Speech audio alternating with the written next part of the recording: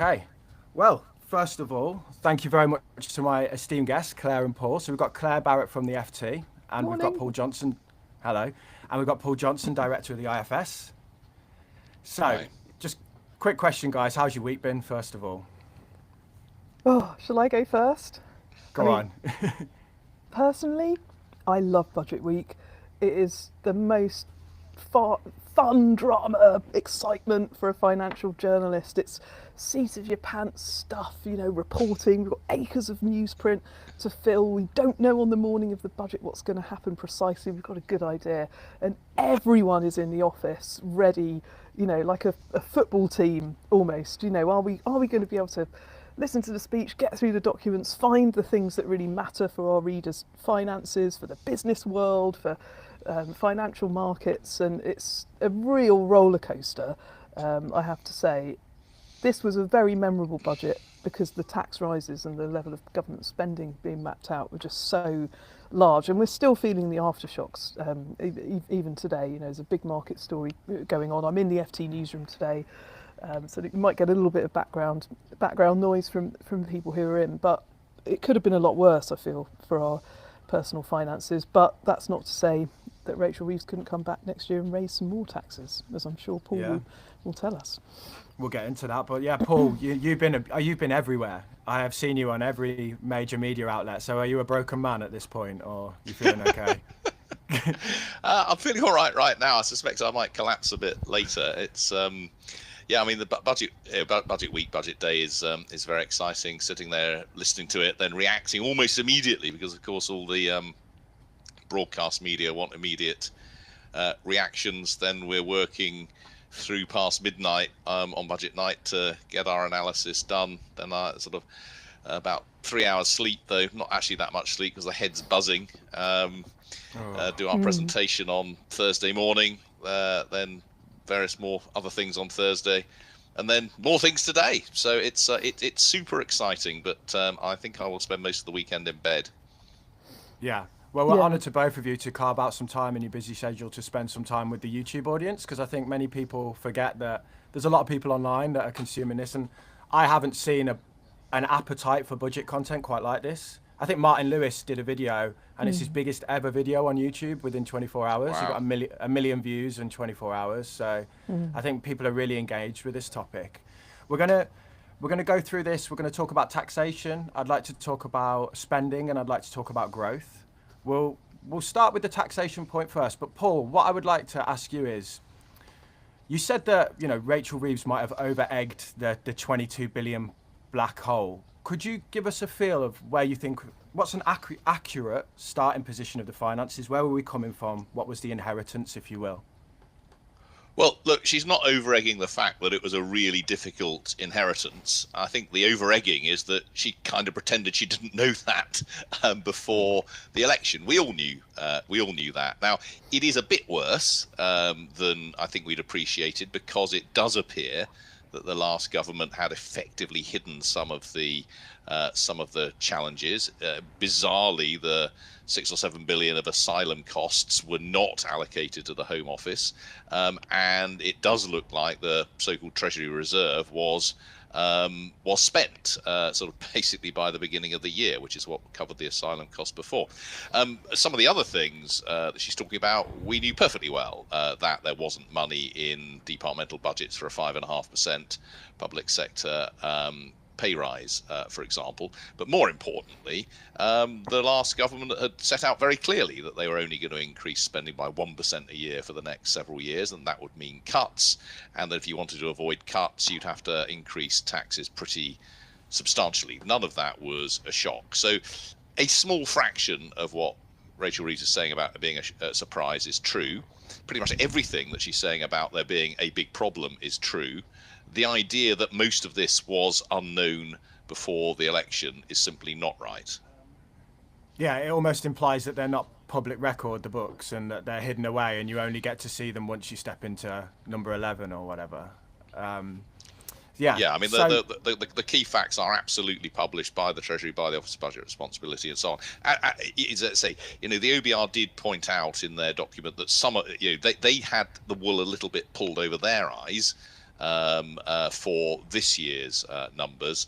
But the big story, the big picture remains that, yes, we knew most of this. Okay, so let's talk about taxation. I want to start with you, Claire. Okay. The employer's NI rise has been framed in a way of, it's a way of raising taxes without impacting workers. Do you think that's the case? And do you think, like, who do you think will be really impacted by the employer's NIC rises? Well, obviously employers first, because from March from April next year, the new tax year, they're going to have to pay a higher rate of tax on our wages. But it is completely wrong to say that there aren't going to be second order effects for the people that they're paying the wages to, because, simply put, the order of magnitude of this raise is going to cause employers to look very, very sternly at how they can reduce their labour costs. Now, the big surprise with national insurance wasn't that the rate that employers pay is rising. That's going from 13.8 to 15%, so that's on top of our wages.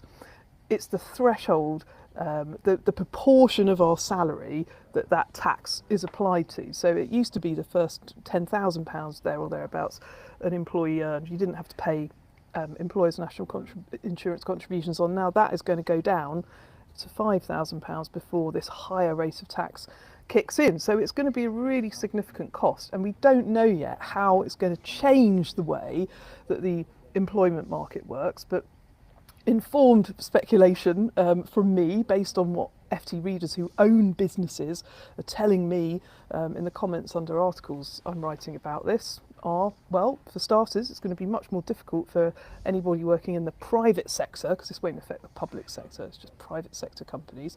Anyone working in the private sector is going to find it harder to argue for a pay rise when costs are under pressure. We could see pay freezes. We could also see hiring freezes, companies being very reluctant to create new jobs and hire more staff. That's something very commonly being reported back to me.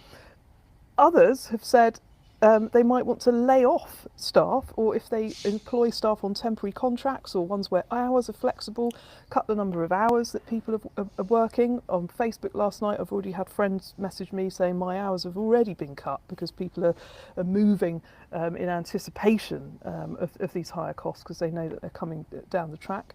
That's obviously very upsetting for people. But then you've also got other areas that this could move into. Will we see a bigger rise in the use of temporary workers, people who are employed via umbrella companies? Now, I'm sure that there's probably lots of people who are employed via these third-party agencies who are on the call today, and I meet many in my professional life. It's very common in the hospitality industry, for example, in IT contracting, and this is going to cause a double blow for them, because the way that your contracts work, if you are hired through an umbrella company, is your headline rate also includes the employer's slice of national insurance, which you have to pay. So anyone who's working as a contractor now is going to have to renegotiate their rate to make sure that they don't see a hit to their wages in April when this happens. And we could see more employers wanting to use these kinds of contracts in future. Another one that's a bit more out there is that lots of companies have been telling me that as humans become more expensive, this could increase the pace of their investment into automation or to using AI, artificial intelligence, make it faster than it otherwise would be. Because if you don't need to employ as many humans, investing in the technology to do that is becoming more attractive. And as somebody, Damien, who writes a lot, as you know, about customer service and my hatred of chatbots, that's got big implications for us, because it's the sectors like retail, supermarkets, hospitality. You've got lots of workers in these roles who are on lower wages, and the minimum wage, of course, great news for anybody watching who's aged 18 to 21 or younger, because you will get a big bump up to your pay come April. But the combination of that and the national insurance, these sectors that are employing large numbers of low-waged workers, they will be the ones who are the most under pressure to do something to counter the effect of these rises. Spot on. The IFS is did release some work yesterday where they looked at the impact, and it's like a sliding scale, and the lower the paid worker, the higher the cost has gone up relative to their pay, because like you said, it's now about 20% more expensive, say, to employ them with the combination of the two. I mean, I don't want to worry people, but something Yeah. that's worrying me, that I'm preparing to sharpen my pen and write more about, is what impact this is going to have on people who work part-time.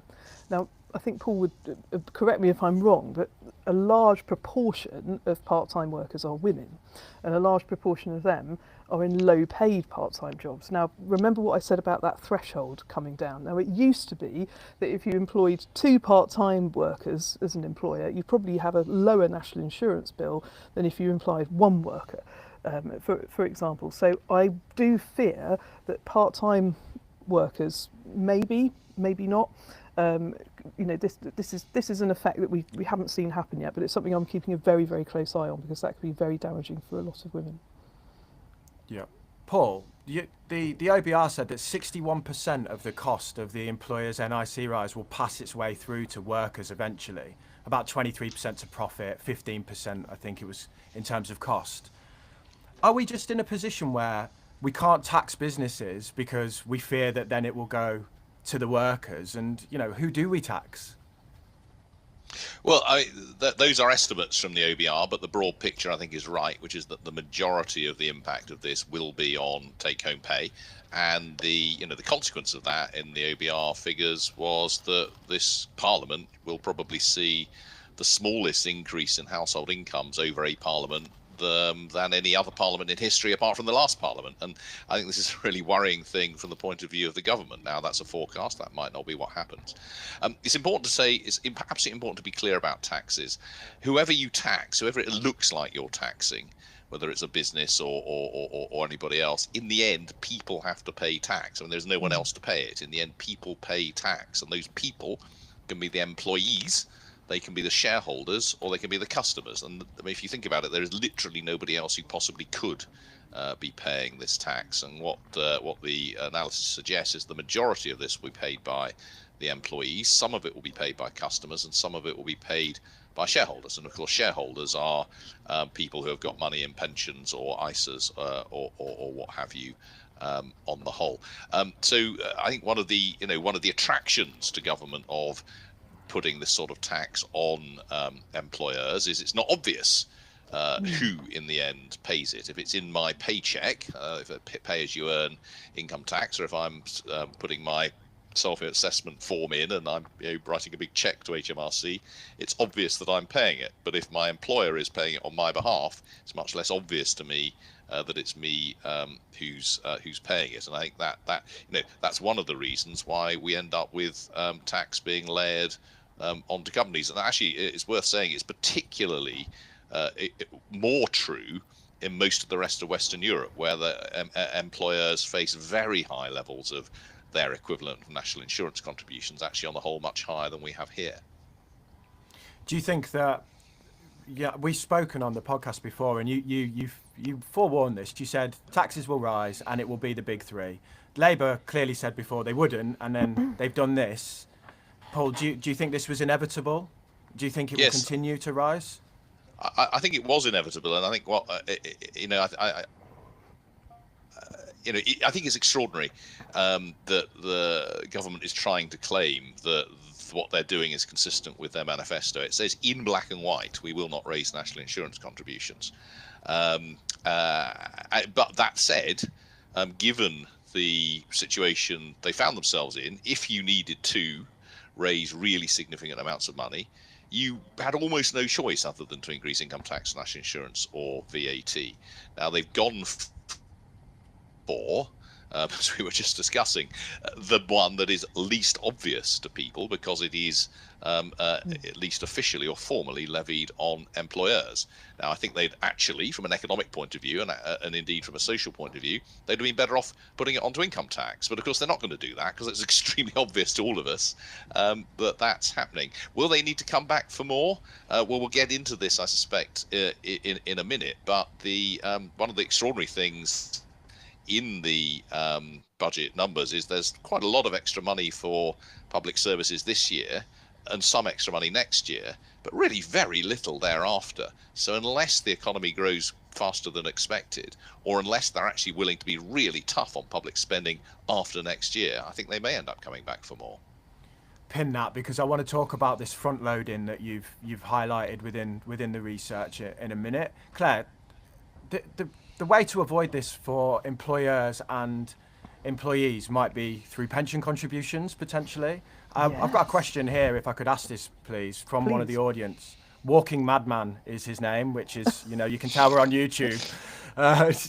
Any of the names that were really inappropriate I had to screen out, but yeah. So he's put, with the increase in employer NI, do you think there will be an increase in companies offering salary sacrifice agreements? Could this actually be a win-win, or am I missing something? No, Walking Madman, you are not mad. I was talking about this to some colleagues yesterday, because if we talked about lower paid workers, that's one problem. If you're a higher paid worker, so you've got potentially more money that you could pay into your pension without affecting your lifestyle too much, and congratulations to you if you have got some spare money, because it's a very, very rare commodity at the moment.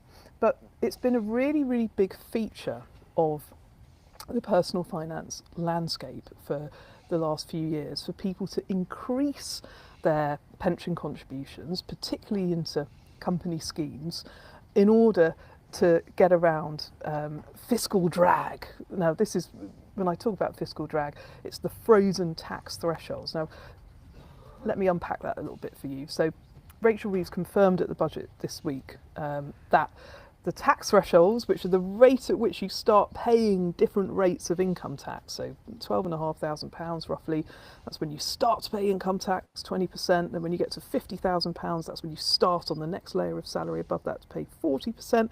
And then there's this horrible one, £100,000, which is not very well known about. Your personal allowance gets removed. So actually you're effectively charged 60% income tax on that slice of income between £100,000 and £125,000. And to make matters worse, if you've got young children, it's also, if one parent's earning above £100,000, that's where you start to lose your state childcare benefits, tax-free childcare, and certain numbers of free hours that nurseries and childcare providers will offer you. So lots of people have been working out if they pay.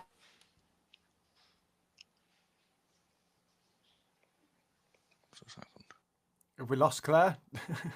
Feels like Claire's just paused there. You still there, Paul? The hell?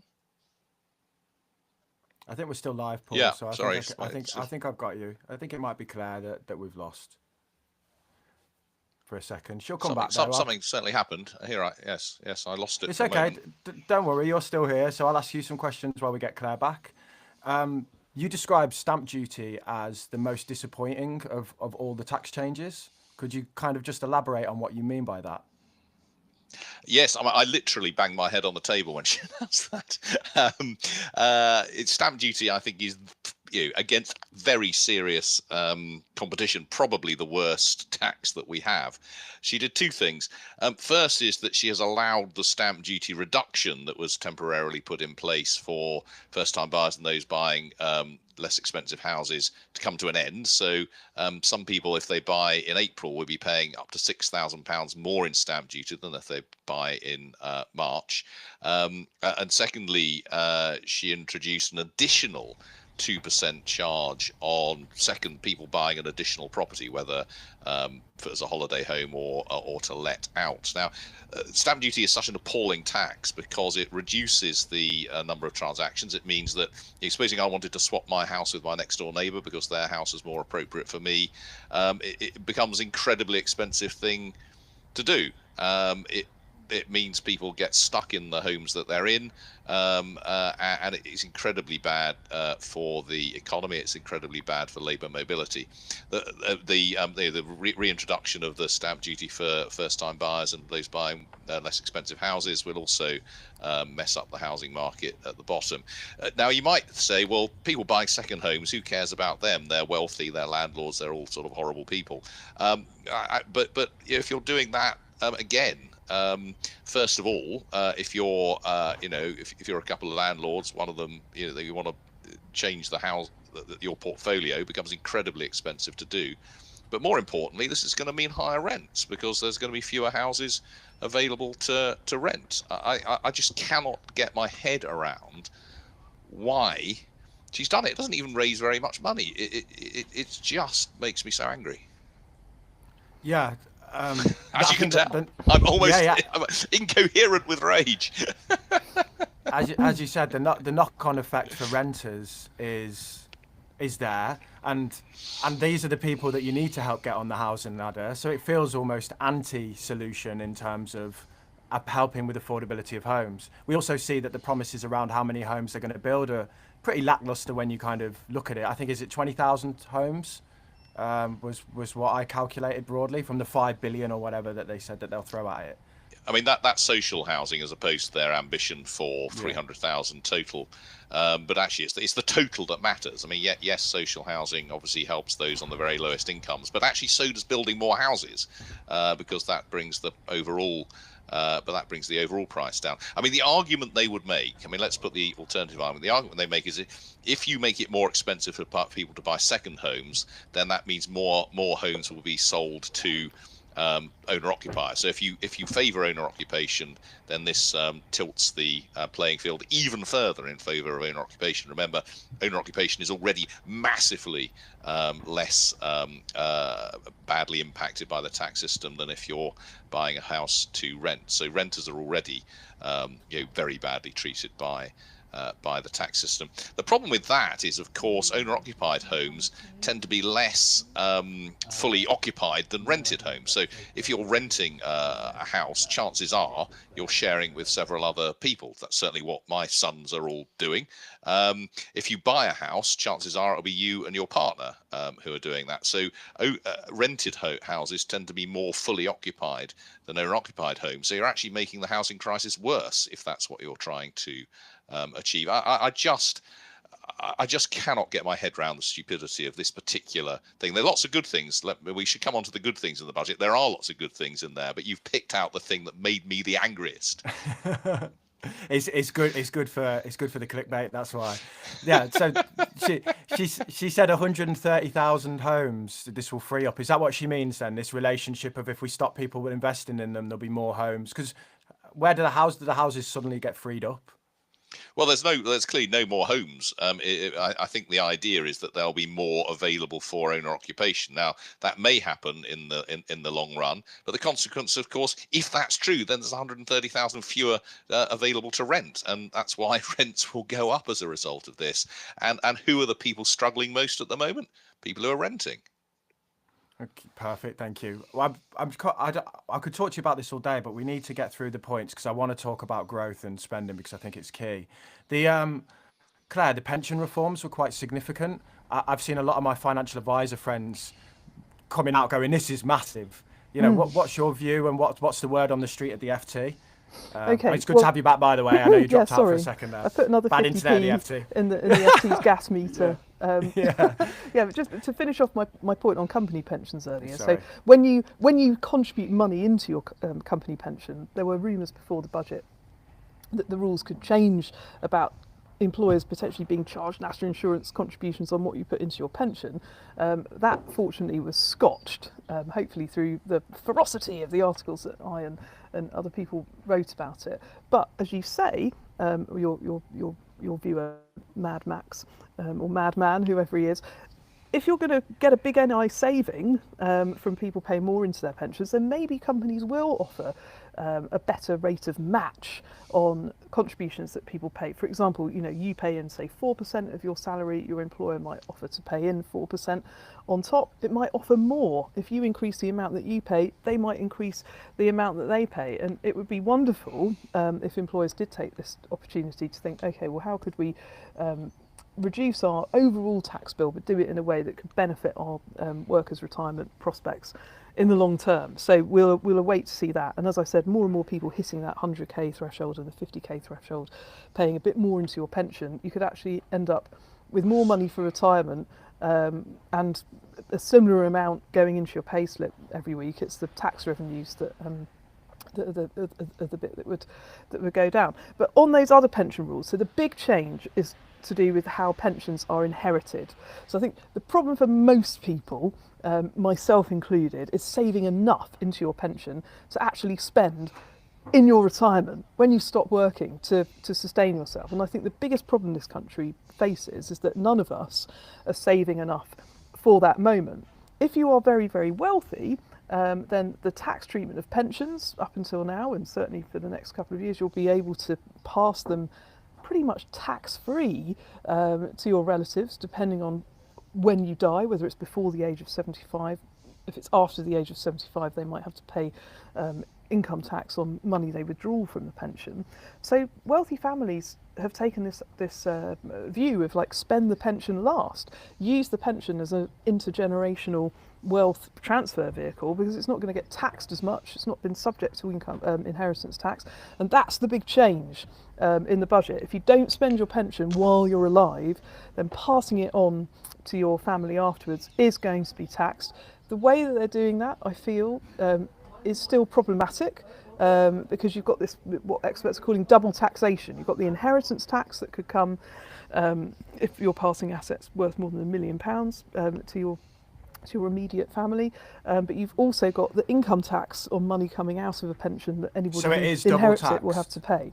Yeah, as my understanding of the rules at the moment, depending on the rate of income tax that you yourself pay, if you inherit a pension, it's possible that that money could be taxed as highly as 67%. So that's 40% IHT plus 45% with your income tax on top. And there is a consultation that's going on into sorting all of this out, working out what these rules should be, what's fair.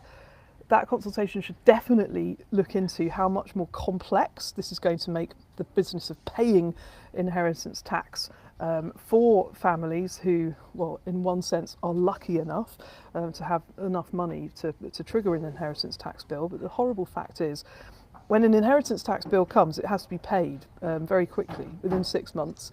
And it's not common for the probate system, for the dead person's estate to be reconciled financially before that bill is due. So Steve Webb, the former pensions minister, and many other people are warning that that must be sorting out the dreadful administration of probate and inheritance tax must be part of this process if the Chancellor is to go ahead and impose inheritance tax on more families in future. Thank you, Claire, for that answer. Paul, Claire alluded to something there. Claire, could you just mute your mic, please, when I'm speaking to Paul, Sorry. if that's okay? Just because it removes the background hum for people. No, it's okay. Paul, so Claire alluded to something there, that the changes in the rates aren't enough. There needs to be reform of the system. And you've been really critical about this point as well, that basically this budget was lacking in any form of reform of taxation. Yeah, I mean, actually, the nearest we got to reform was in the inheritance tax system. Something certainly needed to be done to the inheritance for pensions. I mean, it's ludicrous that pensions were getting used as essentially inheritance vehicles. But as Claire said, I think there's a strong argument that they slightly overdid it in terms of the level there. We might come on to the agricultural and business relief in inheritance tax. I'm going to get a heap of manure dumped on me by saying I think that was a good change. If you're going to have inheritance tax, we can argue about whether you should or you shouldn't. Having all sorts of special arrangements for special groups just is neither efficient nor equitable. But if you look at the rest of the tax system, there was no reform there at all. I mean, as we said, they brilliantly made stamp duty even worse. The capital gains tax rates went up, but there was essentially no reform in capital gains tax, something which is very, very much needed. The national insurance rates, as we said, they left the huge advantage of salary sacrifice, putting money into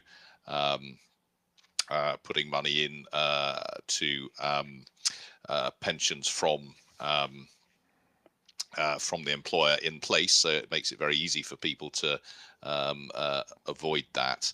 That no changes really on income tax or anything else. Now, to be fair, again, this is the first budget. They've only been in office for 3 or 4 months. You might think that the first budget will be the one that's used for raising money, and maybe the second budget will be where we see some reform. So I think we should, to some extent, hold our fire on the lack of reform. You've been pretty outspoken, though, or the IFS has, about how much money it will actually raise. Because, you know, we see 40 billion, but actually when it comes through the wash, it seems like it's a lot less, doesn't it? Could you just share what your findings are there? Sorry, say that again?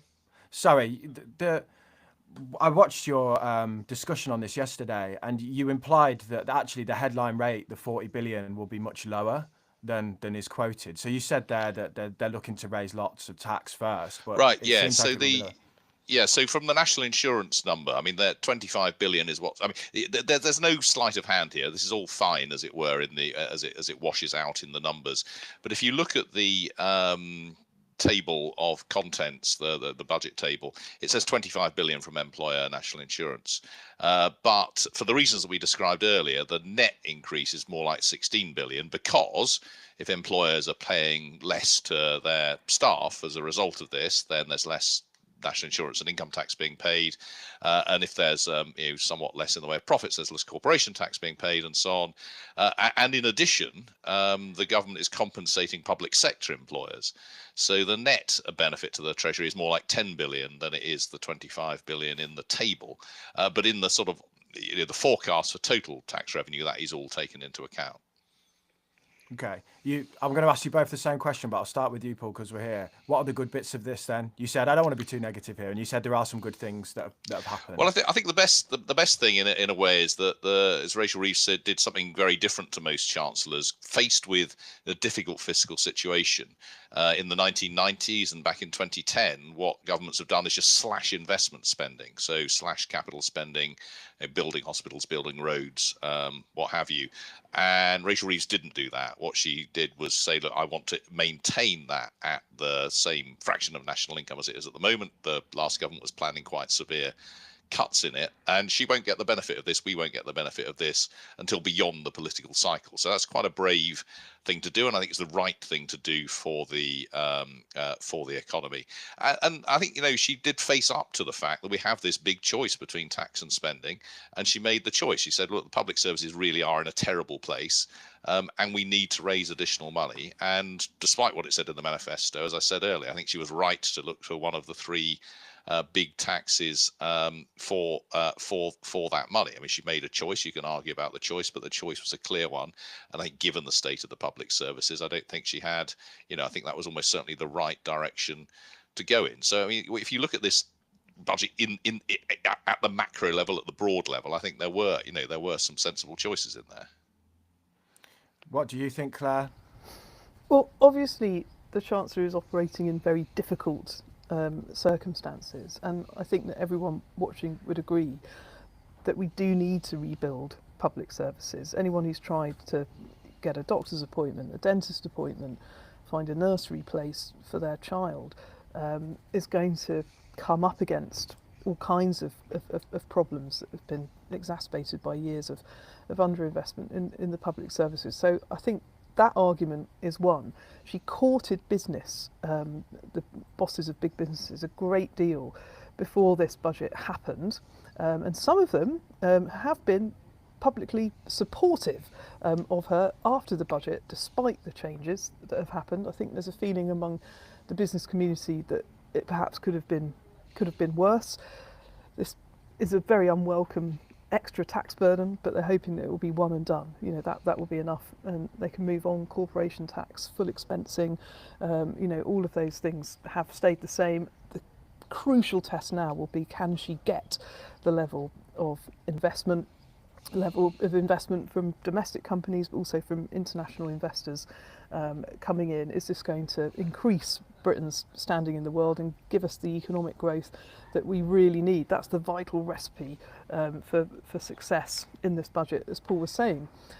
My feeling when she eventually sat down after making her speech was, for FT readers and for people like me who are not fantastically wealthy but nevertheless are very focused on making the most of the money that we have and putting it to work by investing it either through ISAs or pensions, I felt it could have been worse because there were so many rumours before the budget, well-founded rumours as well. It's not just the press fanning flames, that pensions could have been targeted in a much bigger way, that the tax-free lump sum could have been affected, that there could have been moves towards ending higher rate tax relief, which is very, very valuable for anybody earning more than £50,000 a year. Could it have gone to a flat rate?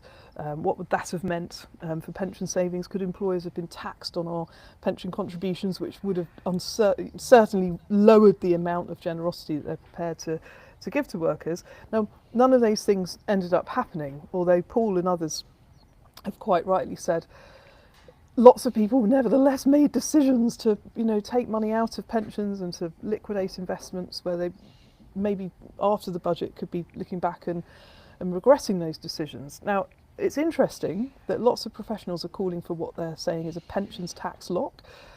Pensions are a real case in point here. They are investment vehicles that we're paying into throughout our working lives, for many decades, from our 20s to our 60s and beyond potentially.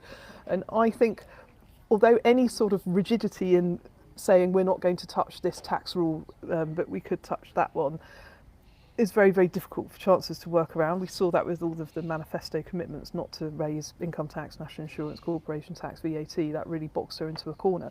But nevertheless, I think the case for a pensions tax lock, or certainly committing to making fewer changes to people's long-term investment decisions, is an interesting idea going forward, because if she had made any of those other decisions we talked about, I think it really would have dented people's confidence to not spend that money today and invest it into a pension. And as I said at the beginning of our talk, I think that not saving enough for retirement, it's one of the biggest problems coming up to haunt us in society. But because of the short-term nature of politics and the fact that Parliament's only run for 4 or 5 years, it's not a problem that any political party, in my view, has really ever attempted to address in a serious way. Thank you, Claer. So I really agree with that point about uncertainty. I mean, it was really damaging having all of that uncertainty and speculation before the budget. And I really want the Chancellor to say, that's it on pensions, or if it's not it on pensions, to say so. We're going to do something to the lump sum or what have you. If before every budget, because she may well come back for more money, if we have this before every budget, it's going to be incredibly damaging. And we really do need, we just need stability in this. Pensions last you, 60 years between when you start putting it in and how long you're drawing it, and we get tax changes every 6 months, it seems. Yeah, I've been super critical about the political hockey puck, and they should just say these are the rules and leave it alone, because how can you encourage long-term savings in a product that changes consistently? But Paul, do you think there could be... Someone left a comment that said, I felt like I was going to get hit in the face with a baseball bat, but instead I got punched in the face. So do you think that this could be the political kind of the will of the politics? They make it feel like it's going to be really bad. So when it's kind of bad, people are like, oh, that's actually all right. Well, that's quite impressive, isn't it? With if they got away with that, as it were, with a £40 billion tax rise and taking tax at the highest level ever, they've done pretty well. And partly, of course, that is because it looks like a lot of it's layered onto employers. I think if you're a small employer, then it might not look so good. My finance director has just, I don't know if I'm giving away too much, just emailed me this morning to say this is going to cost the IFS £100,000 per year. That's quite a lot for us. I mean, we're a charity; we don't make a profit. That's going to pretty much wipe out the surplus that we make to sort of maintain our reserves. This is that's clearly going to hit small businesses, small organisations, charities, whatever you want to call them, fairly hard in the short term. But in terms of individual taxes, I think broadly speaking, the Chancellor was quite careful not to hit individual savers and others on the whole, with these individual exceptions. I mean, if you're looking to buy another house, sorry to go on about stamp duty, if you were hoping to avoid inheritance tax by having money in a pension, if you were hoping to leave on an extremely expensive farm without any inheritance tax. I mean, if you're in those positions, then you have been hit by this. But actually, that's not very many people relative to the population. Yeah. Do you feel for the farmers at all? I lived on a farm once, and they tend to be asset rich, cash poor. And £1 million isn't a lot when it comes to a farm. You can have equipment that reaches that cost quite easily. So do you think it's a bit aggressive on the farmers? No, bluntly. I agree. If you actually look at the numbers, the vast majority of farms that were that were inherited in recent years used less than the £1 million of agricultural relief. So this will affect a very small number of, on the whole, very valuable farms. And as I say, if you're going to have inheritance tax, and that you can have a reasonable conversation about whether you should have it. I could make a case for, people in North London having a higher inheritance tax allowance than other people, because homes here are worth more, or people who have not inherited themselves, and therefore they've saved all the money themselves. Perhaps they should have a lower inheritance tax rate, or perhaps those worked in the public sector, or those worked in the private sector, or what have you. I mean, the problem is, of course, once you have an allowance like this, it's very hard, as we've seen, to get rid of. So the number of people here affected is absolutely tiny. It is still a much more generous inheritance tax system than is available to pretty much anybody else. And actually, with a little bit of tax planning, and this is obviously not the point of the system, really quite easy to get around. If it's genuinely a family farm, we'll hand it on earlier. And if you're worried about dying early, well, you can buy life insurance. You've also got 10 years to pay this, rather than the sort of 10 minutes that Claire was quite rightly complaining about for most of us paying inheritance tax. So no, I really don't, and I appreciate that will be very bad news, or that will sound very harsh to any farmers listening, but I really do believe that if you've got a tax system, then you need to treat similar people similarly, not give special breaks to particular groups. I think Paul explained his point very well, but I am concerned about farmers, and I do feel that they've been targeted by this, because so many so-called lifestyle investors, because they know that farmland has got this inheritance tax exemption, have been piling in over recent years. I mean, only 40% of farming transactions last year, according to the property agent Stratton Parker, were actually from farmers. The rest of them were investors moving into this sector. And of course, anyone buying in, if there's a vogue for an investment, as we know, it pushes up prices. So the value of farms has gone up, as Damien said. You're asset rich because what you own is technically worth more on paper than it would have been, and it's going to take a while for that to work its way out of the system.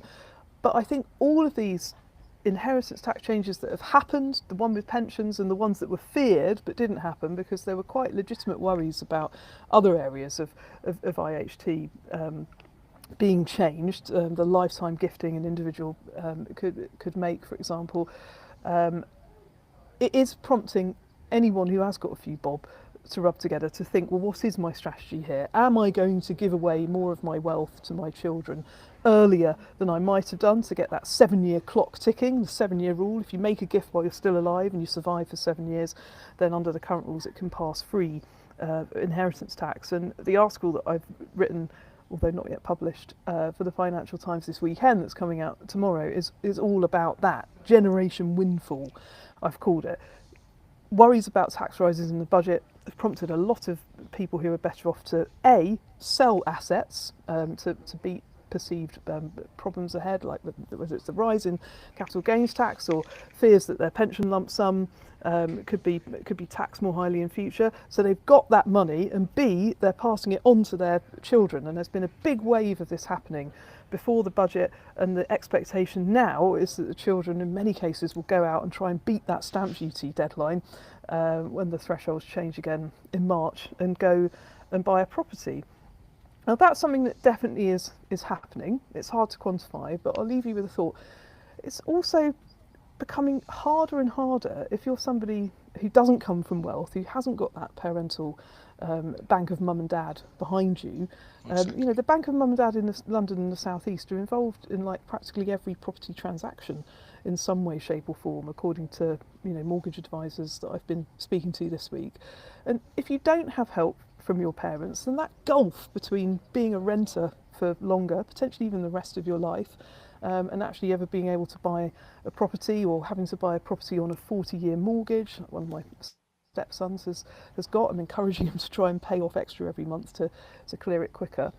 We've got this real divide in society as a result of the housing crisis, and I wouldn't be surprised, Damien, if there are lots of people who are on this session today who are thinking, well, maybe she should have clipped the coupon. You know, maybe she should have tried to raise inheritance tax further and invest some of the proceeds into trying to fix this dreadful situation, the housing crisis that millions of renters are coming up against every day. And I have to say, I am sympathetic to those views.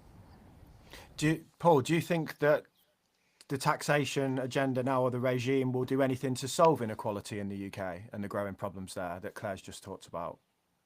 No, well, Claire's absolutely right that it's increasingly important that wealth is increasingly important, inheritance is increasingly important. A huge fraction of people getting on the housing market, particularly on the South East, are dependent on their parents. All of that is absolutely true. So this is kind of it's a very interesting situation in the sense that income inequality over the last 15 years has actually fallen. Wage inequality has fallen. They've fallen quite a lot, actually. But it doesn't feel like inequality has fallen, and that's because wealth has become so much more important. And part of the reason wealth has become more important is that incomes, and particularly earnings, just haven't increased, whilst asset values, particularly over that period of very low interest rates, have increased. So my best advice to young people is often to choose their parents wisely. If for some reason they feel they can't do that, then perhaps they should choose a partner who has chosen their parents wisely. And that's not a good situation, I think, for society to be in. It's very difficult to deal with, but it needs a long-term strategy, part of which is building lots more houses, part of which is getting rid of stamp duty. I am going to go on and on about that. Part of which might be trying to make inheritance tax more effective than it is. Absolutely part of which is to do everything you can to get growth going so that earning becomes more important again relative to inheriting.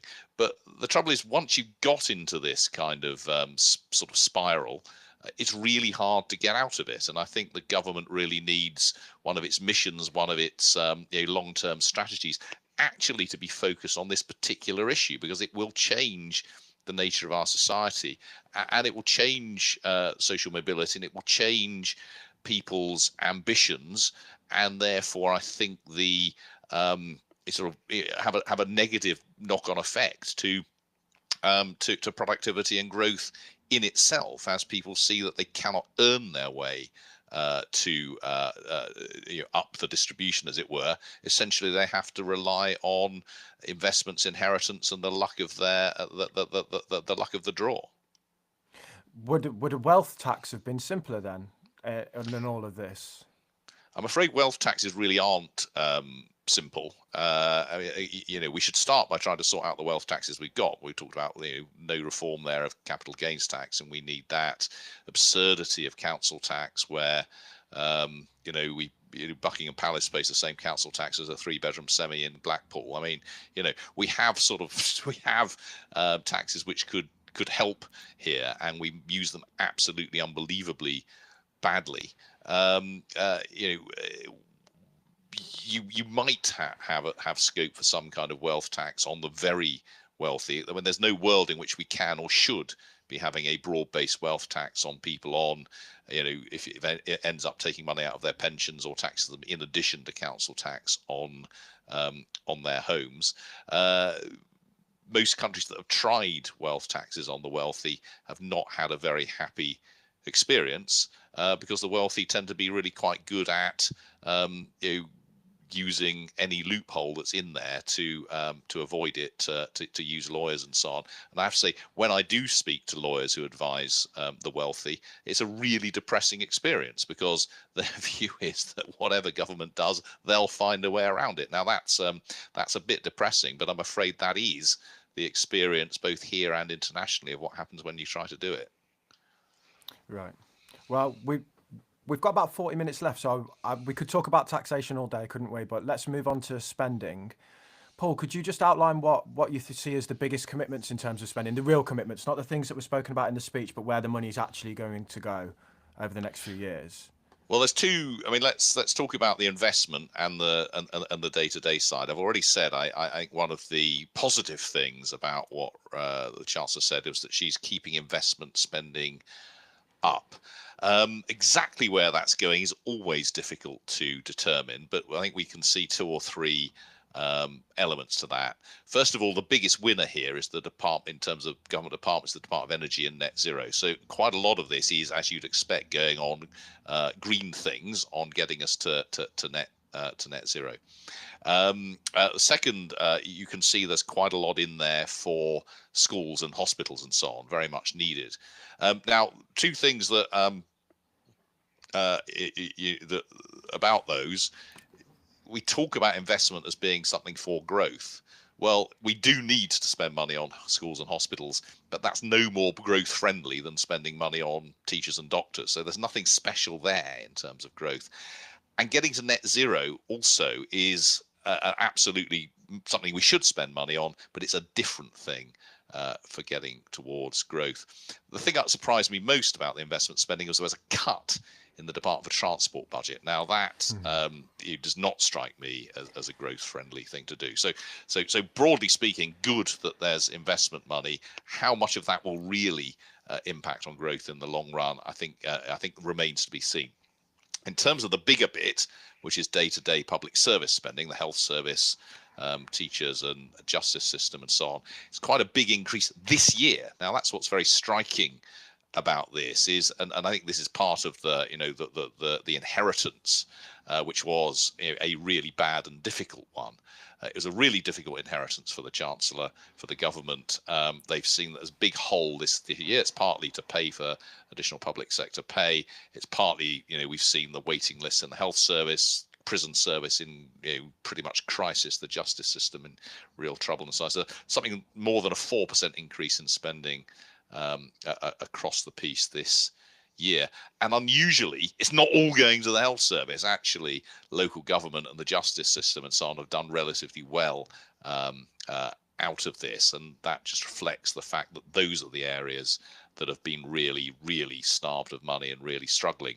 Next year, about a 2.5% increase in spending relative to this, which is decent, but it's not super generous. But take these 2 years together and you've got quite a significant increase in spending across the piece, as I say, with places like justice and local government doing quite well. Now, these are the only 2 years where we know where the extra spending is going, because where we've had the spending review. The Department for Education knows how much money it's going to get, the health service knows how much money it's going to get, and so on over those 2 years. Look forward, look to 2026 and beyond. And what the Chancellor has done is say, look, we haven't had the spending review yet, so I can't tell you how much health is going to get, how much education it's going to get, and so on. But I can tell you what the overall envelope is going to be. And what she said is, I'm going to increase spending in each of those years by 1.3% a year.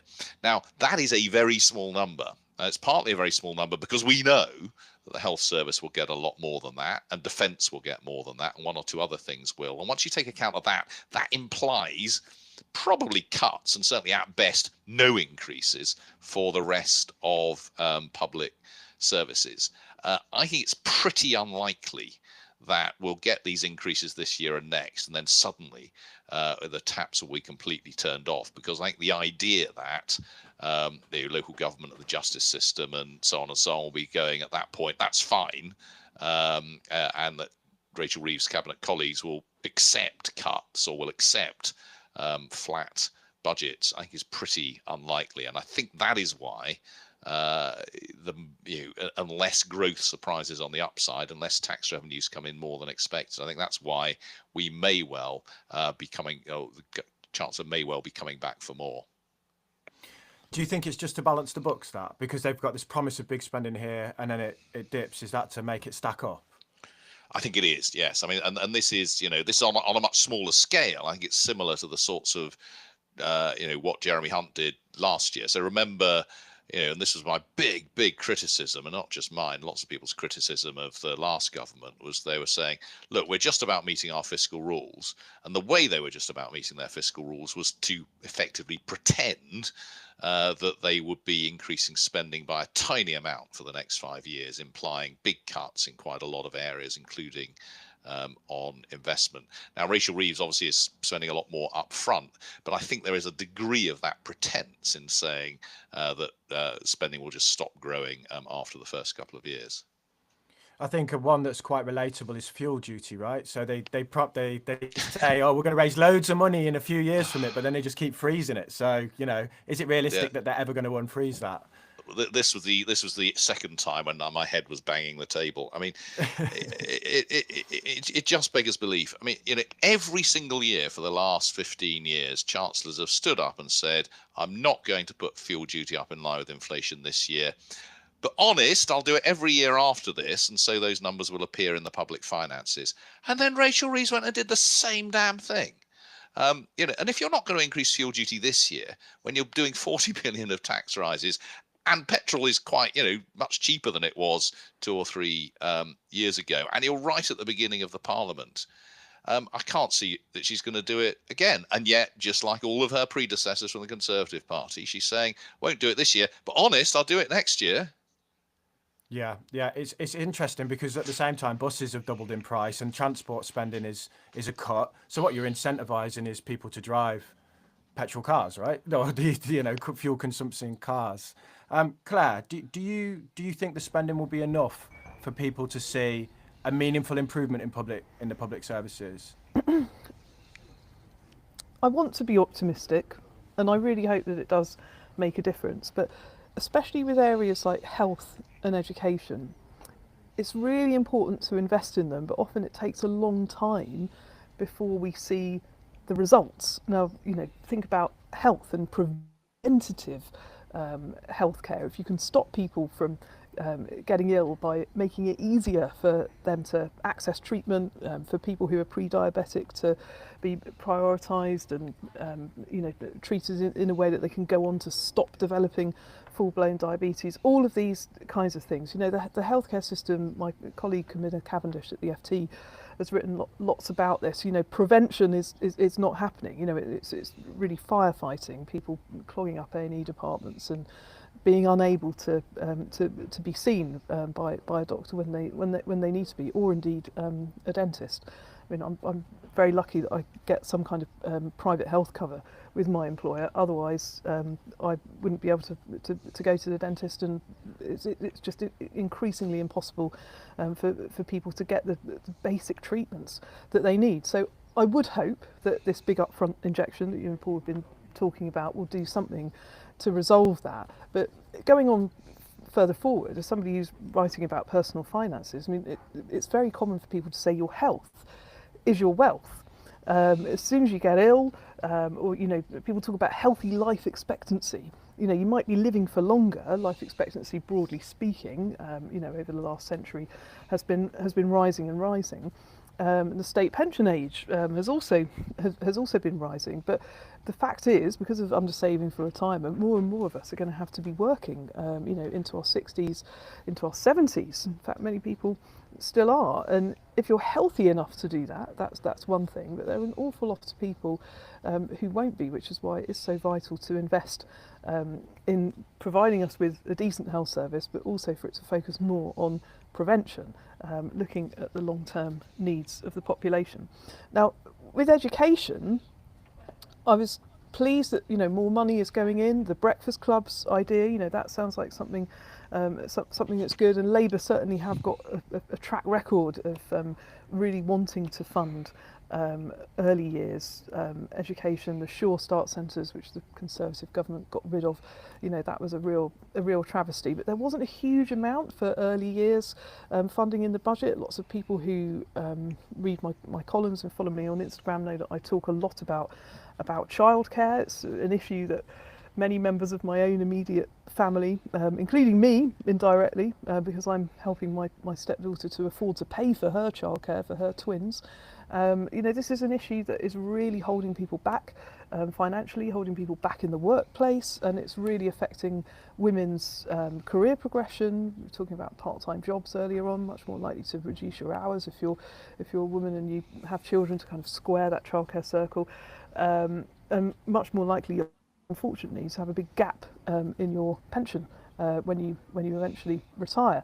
So I would have liked to have seen more in the budget for early years, but the best investment in reality is in education. If we're going to close the inequality gap in society, if we're going to skill up, if we're going to improve the productivity of workers, which is a big problem for Britain that economists have puzzled over for ages, then education is a fantastic thing for governments to invest in. It's a fantastic thing for us all to invest in. Damien, you and I have talked about investing your spare money in the stock market and educating yourself about your finances. That's certainly a very valuable form of education, but also upskilling and making sure, just because you've left school or you've left college or university, it doesn't mean that you should stop learning. Now, I've learned an awful lot through you about the power of social media. I've learned how to edit videos. I've been on training courses in my 40s in order to pick up these new skills, and that has been very valuable to my career at the FT. So the outlay for me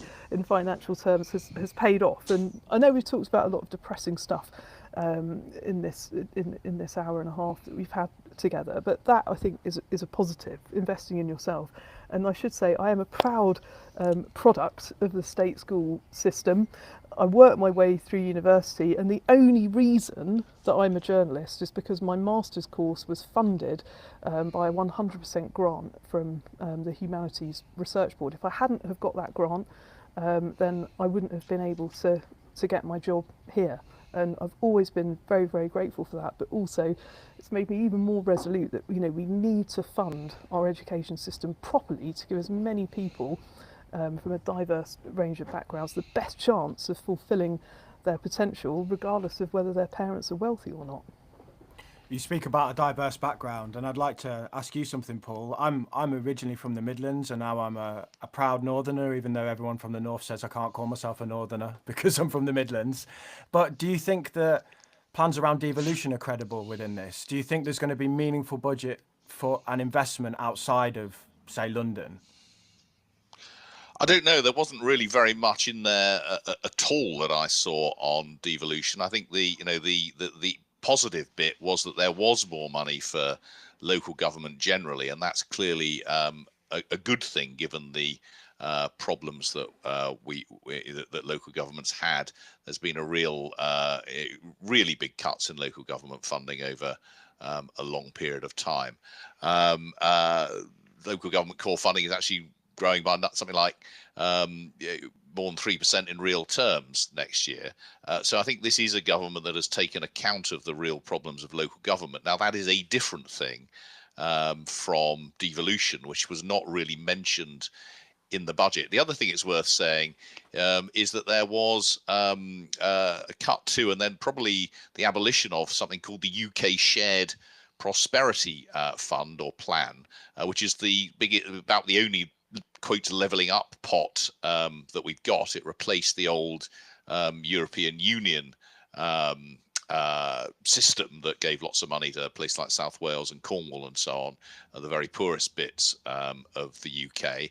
And actually some of that is going to be used for local government to fund some of those local government changes. So that's not something I've seen much coverage of so far. We'll wait to see what it means for local government. You could argue that if the money goes into those same poor areas through local government finance. That makes some sense because it gives, rather than all these different pots, it gives the money to those responsible in the local area. But we'll see how that ends up actually getting distributed and what control they have over that money. Yeah, there always seems to, I mean, as someone who's seen it, there seems to always be a lot of promises and then not much delivery. So I do hope that we see some. The how meaningful is the budget, the money to local governments, Paul? Is this a big sum of money? Look on your chart of where the spending increases will be. That's the top. That's above the green stuff, the energy stuff.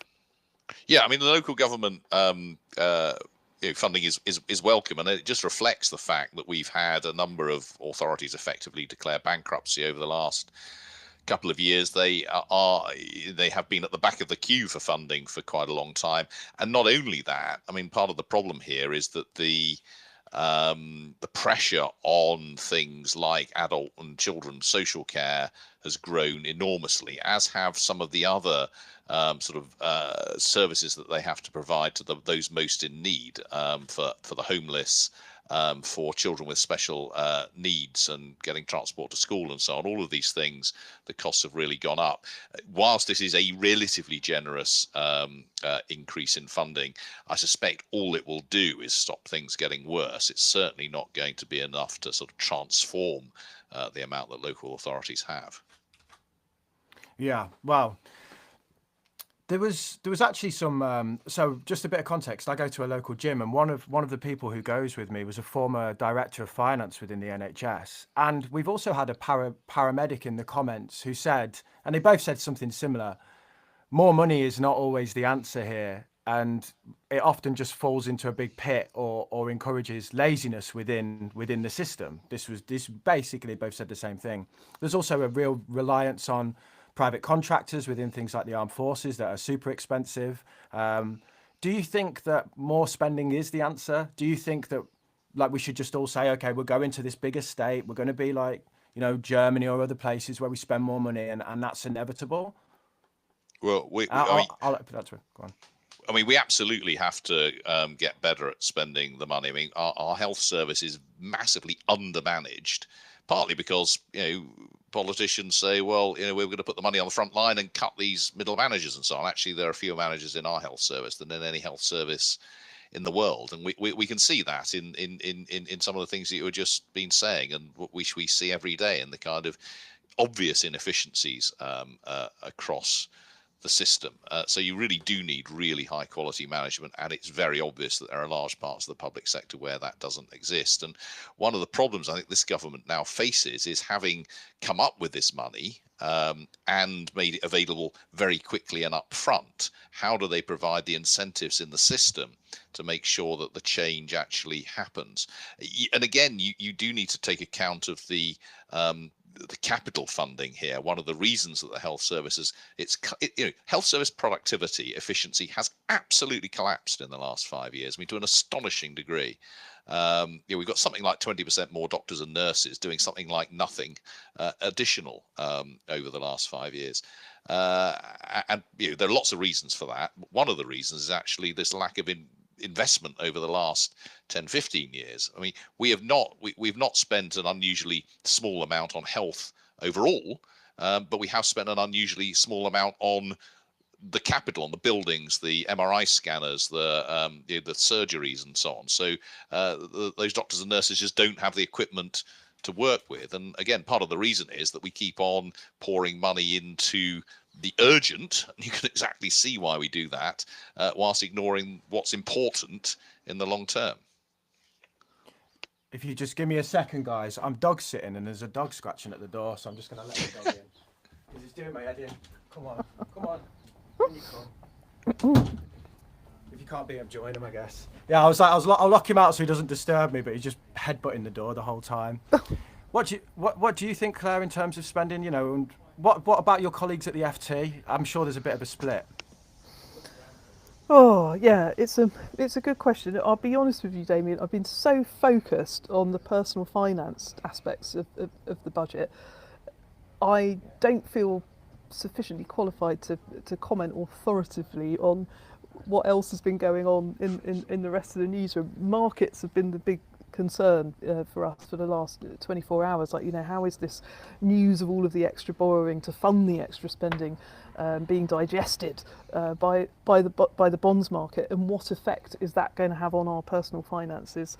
Again, it doesn't matter if you're invested in gilts, although many people's pensions contain gilts, as we found out after the mini budget. And I stress that this is nothing like what we saw after that particular outing by Liz Truss and the former Chancellor. But we're thinking very much at the moment about interest rates. Now, interest rates have started to go down, but all of the movements on markets in the 2 days since the budget are suggesting that actually the falls in interest rates that we were expecting to see won't happen as quickly, perhaps as anticipated. Interest rates and maybe even inflation will stay higher for longer, because the other way that businesses could recoup some of the money that they're going to be spending on those higher national insurance bills ultimately is putting up the price of the goods that they're selling us. So if inflation is a bit higher for a bit longer, if interest rates are a bit higher for a bit longer, I'm sure that everyone is thinking, well, how is that going to impact on me financially? How is it going to affect my ability to renegotiate my mortgage when my current deal ends? Or if you are somebody who is looking to buy your first property, or looking to move, as I am at the moment, all of these things have got a real life edge to, the decisions that politicians make can quite quickly impact our personal finances, and if it's less likely we're going to get a pay rise going forwards, then even more so. I will be very interested to see the reception, as Paul says, to all of this extra money.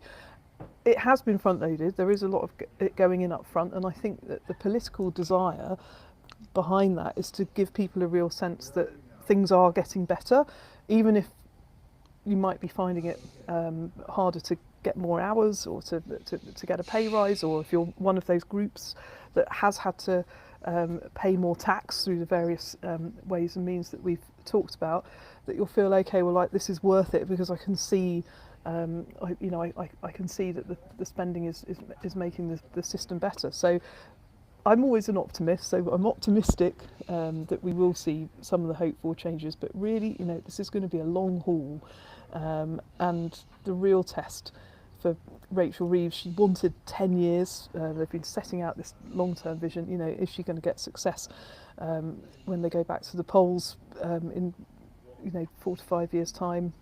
Will the medicine be working by then? I hope so. Fingers crossed. So, some of that medicine will be seen earlier through the growth numbers. I think, Paul, the aim is the fastest in the G7 over this Parliament. Do you think that this budget supports that ambition? No, bluntly. Look, again, let me repeat the positive. This budget was positive for long run growth. If we maintain public sector investment at the kinds of levels that Rachel Reeves set out, then in the long run, and by the long run I mean decades, that will mean that the economy will be bigger than it otherwise would have been. And decades arrive. We will get into the 2030s, 2040s, 2050s, and so on. So for the long run, and I think this is, I really am very positive about that, investment. That is good. In the short run, well, if you look at the Office of Budget Responsibility forecast, what they say is, well, essentially, look, we've got a sugar rush over this year and next. The government's chucking loads of money at the economy. That will mean more demand, and we'll get a bit more growth in the short run. But over the next, the 3 or 4 years after that, a combination of the fact that that might lead to higher inflation and higher interest rates, and the fact that we've got some big tax rises, that will slow growth down. So net, their view is the economy will be about the same size at the end of the Parliament that they thought it would have been if the Chancellor had done nothing. So in other words, net, this hasn't had, in their view, any effect on growth over this Parliament. Now, what we hope to see is the sorts of reforms to the planning system, the sorts of housing reforms, the sorts of changes to our trading relationships, competition regimes, regulation, and all of those things which weren't in the budget coming out over the next year or so that really will support that support that growth. The last thing I'll say on this is it does seem to me at least plausible that we'll get lucky in the following sense that we've had terrible growth for the last 15 years. A large chunk of that has been down to the overhang of the financial crisis. Seems like a long time ago, 2008, 2009, but it's had a big effect on the UK. And I think that effect is finally probably going. We've got sensible levels of interest rates rather than at zero, which I think were very bad for the economy. At least a large chunk of the cost of Brexit we've had. COVID is gone. The energy price spike has gone. If we don't get any more shocks, we might just get a better period of growth over the next 5 years than we've had for a while. That's not a forecast, but it is, I think, a ray of hope. And you think things like planning reforms are more aligned with growth than the budget, for example? That's what you think we need to see? Yes, and I think they need to be super radical. I think we need to make a big change to the cost of building things and how easy it is to build things, whether that's houses, roads, windmills, whatever it is. I'm not convinced. Well, when we don't yet have plans that do that, and I think this will be a huge opportunity to make a big change here.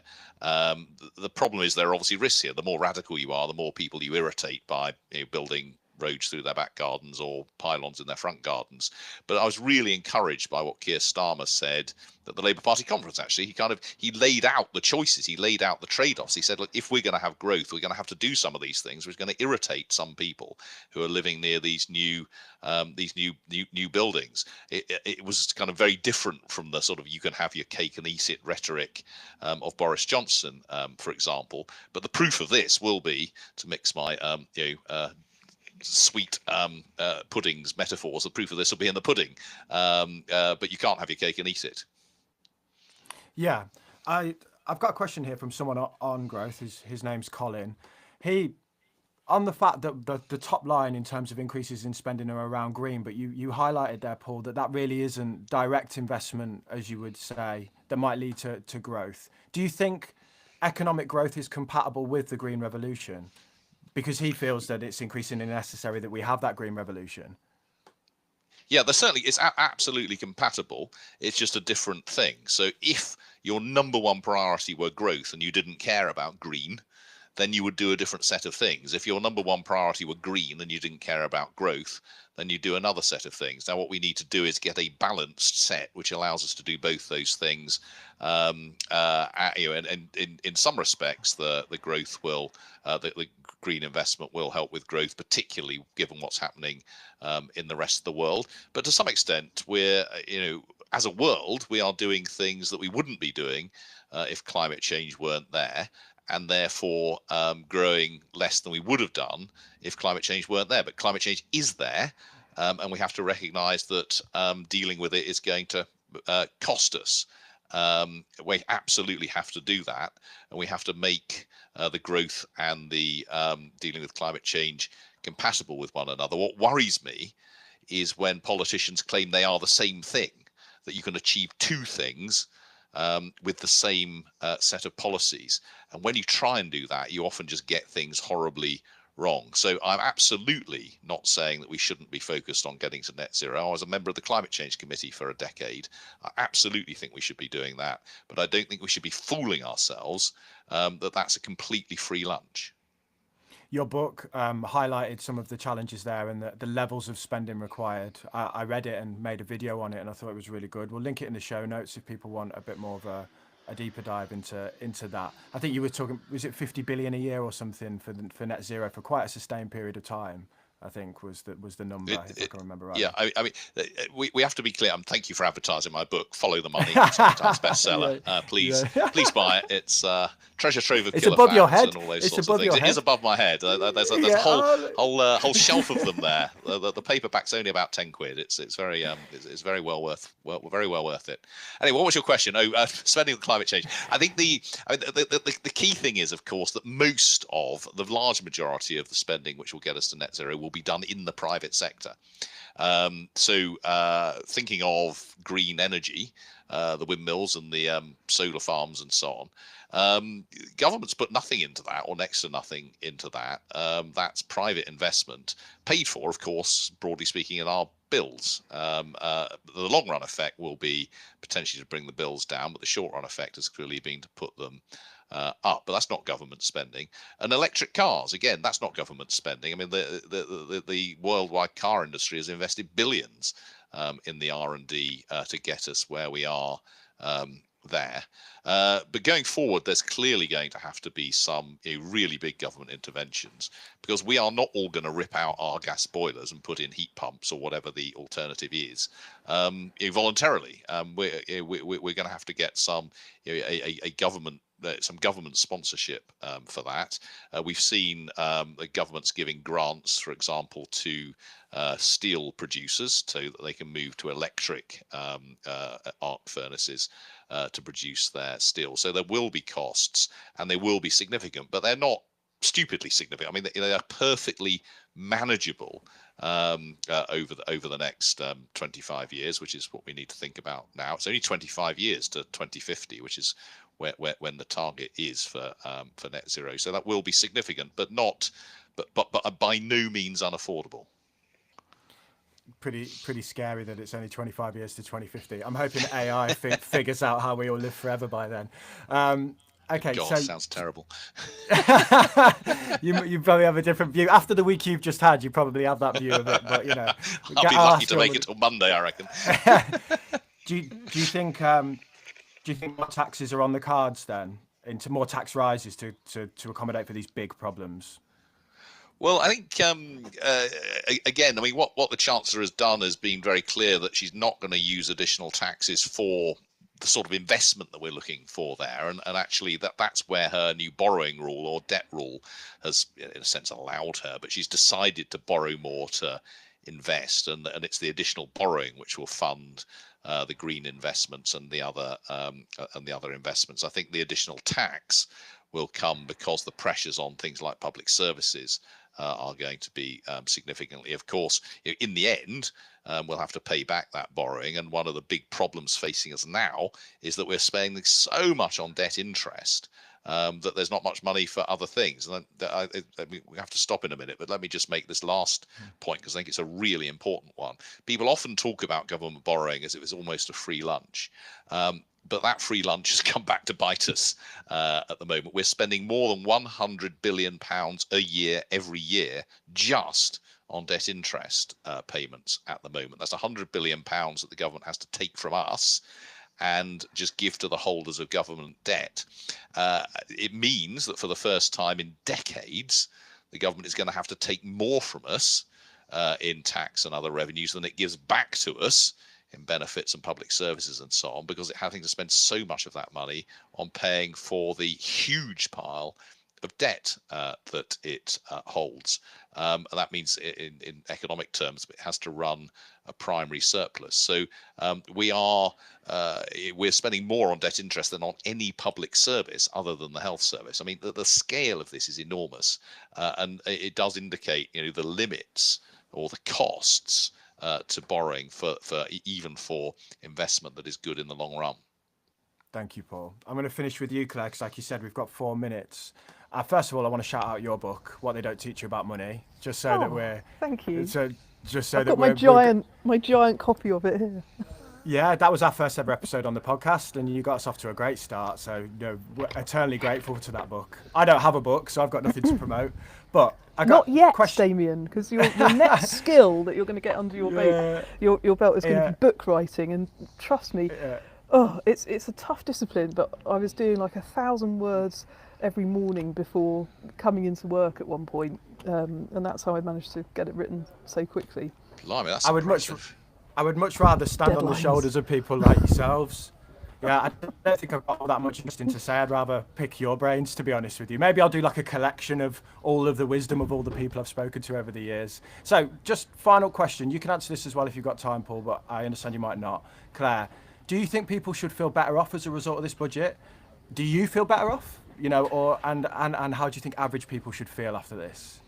I do feel a sense of relief that it's happened, because there's been so much speculation in the run up to this budget. I mean, like saying that you've got this £22 billion black hole nearly 4 months before you actually hold the budget and don't give any indication of how you're going to fill it. I do think that that was a mistake, because it has caused people to make, you know, irreversible decisions about their personal finances in many cases, even though I might be sitting here today thinking, oh, you know, it wasn't as bad as it could have been from a tax point of view. There wasn't enough reform, as me and Paul have alluded to, but I think it became obvious pretty quickly after the black hole announcement that any hopes after the general election that we would see a tax reforming Chancellor gave way to the fact that we would need to see a tax raising Chancellor. But who knows? I mean, I would hope that if, you know, we've both been optimistic about growth prospects on this call today. I would hope that if that does happen, then maybe better reform can be looked at more deeply in the future, because the tax system in this country is just so unbelievably complicated, and you know, those reasons to protect pensions and our very, very long-term investments from frequent changes, as I've said before. So let's try and end it on a positive note. But as for me, this weekend I've got one of my stepson's birthday parties, and after that I'm having an hour-long massage. I've treated myself to it because my shoulders, my fingers, my RSI is all absolutely terrible as a result of being chained to my keyboard. But it has been a fascinating week, and thank you very much, Damien, for inviting us both to share our thoughts with you today. No, thank you for coming on. And I mean, Paul, I know you've got to go. I just wanted to say thank you for your time as well. And I know that I know that you've announced that you're leaving the IFS, so I just want to wish you good luck in future endeavours. Thank you. It's been very, very sad leaving after all this time, but you know, I've been doing it for quite a while. Perhaps I should get a massage like Claire, but I'm going to the fireworks at Alexandra Palace instead. And indeed, I've got for the first time tickets to the beer festival there as well. So I'll be drowning myself probably. And maybe you could get a YouTube channel as well and an Instagram account. Yeah. So well, I might need some training from. Can someone at the FT train me on how to do that? I volunteer myself. Well, excellent. Yeah, you can tap me up as well, and you get 1p off those beers, I hear now. So you know, they bought that. That was the biggest cheer of the day, wasn't it? The 1p off the beers and everyone. Again, something that made me so angry, actually. I mean, I've got no problem about 1p off beer, but the fact that all of these MPs sitting around listening to £40 billion worth of tax increases and all these serious changes to public services, all they can do is have a big cheer on 1p off beer. I mean, for God's sake, guys, take this seriously. I mean, this matters to people. Yes, it's nice to have a penny off beer, but for goodness sake. Yeah. Sorry. They were constantly They were constantly reminded that the public were watching. It was like, the public are watching this, you know, you need to behave. Like the speaker kept reminding everyone. It was, yeah. Anyway, exactly. The public have been watching this. And so thank you so much for your time. I'll let you get on with your days. All right. No, lovely. I'll switch soon. Bye-bye. See you later, Claire. Bye.